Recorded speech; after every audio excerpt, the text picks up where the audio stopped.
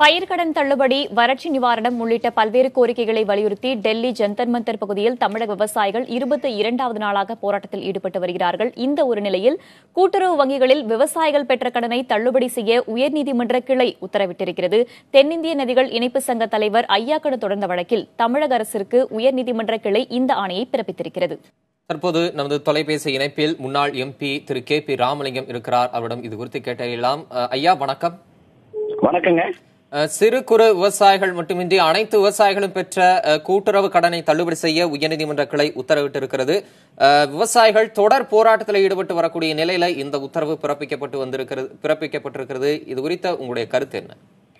இது மாதிரியான உத்தரவைத்தான் தமிழக விவசாயிகள் எதிர்பார்த்தார்கள்.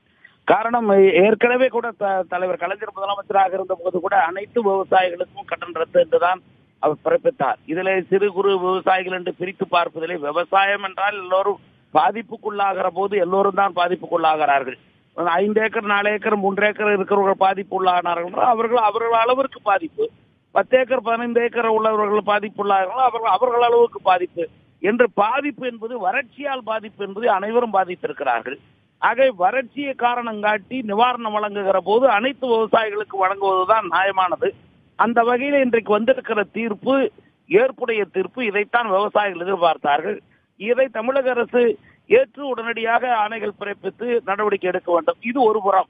ஆனால் இது மாநிலத்தினுடைய நிதிநிலையை மிகவும் மோசமாக பாதிக்கக்கூடிய சூழ்நிலையைத்தான் உருவாக்கும். ஏற்கனவே கூட்டுறவு வங்கிகள் என்பது மிகப்பெரிய நஷ்டத்தை நோக்கி தள்ளப்பட்டிருக்கிறது. கூட்டுறவு வங்கிகள் தமிழகத்தினுடைய விவசாயிகளுடைய நிதி ஆதாரத்தை வைத்திருக்கிற கூட்டுறவு வங்கிகள்.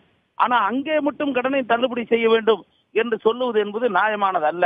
தேசிய வங்கிகள், அதை போல் மத்திய அரசின் மூலமாக வழங்கப்படுகிற நபார்டு கூட கூட்டுறவு வங்கிகளுக்கு கடன் வழங்கி இருக்கிறதே, அதையெல்லாம் கூட தள்ளுபடி செய்ய வேண்டும்.